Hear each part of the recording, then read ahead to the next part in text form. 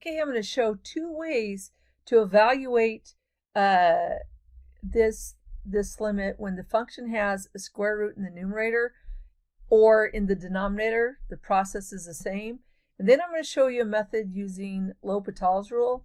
But early on in calculus, you don't know L'Hopital's rule, so this is a method. So even though that radical is not in the denominator, you're still going to use the conjugate method to simplify that rational expression. So when I say you're going to use the conjugate, you're going to use the conjugate of the radical expression. So the conjugate of root x subtract 1 is root x plus 1. We're going to multiply top and bottom by the numerator. All right, by that fraction right there. We're going to multiply the numerator and denominator by this conjugate, and then you're just going to do the math. And remember, the beauty of multiplying by the conjugate, only when you're multiplying by conjugates. This doesn't apply to both the numerator and denominator, only to the numerator because these are conjugates. So when multiplying by conjugates, you multiply the first times the first and the second times the second. Well, root x times root x is x, and negative 1 times positive 1 is still negative 1. So we have that. And then down here, I'm not going to have you multiply it out. I'm just going to have you rewrite it just like that. And the reason we don't want you to multiply it out and do the distributive, first of all, it's a pain. But look at, now you have this that will cancel, which is the whole purpose of multiplying the conjugate. And now we have that simplified to 1 over root x plus 1. You think, well, we can't leave it like that. You can, because now we can use substitution.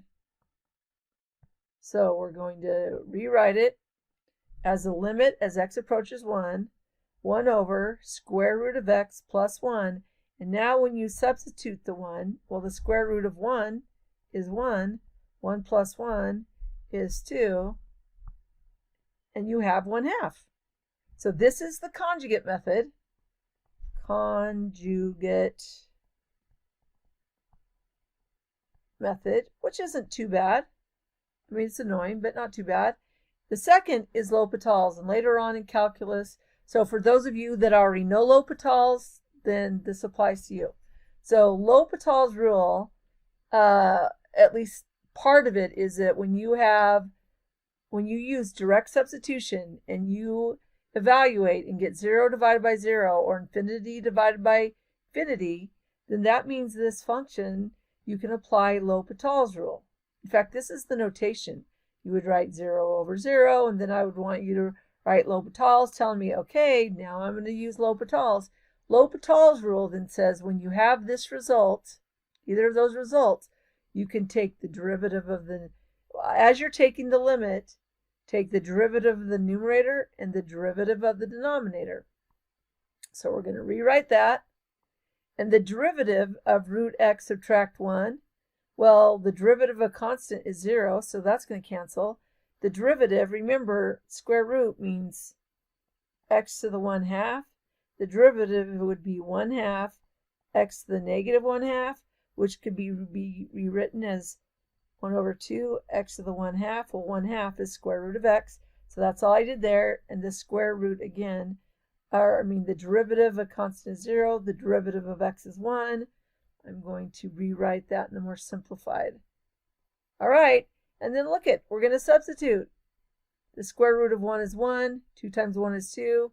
That equals 1/2. All right, that's it for simplifying functions with radicals in the numerator or the denominator. One method is conjugate method, and one method is L'Hopital's. That's it for this.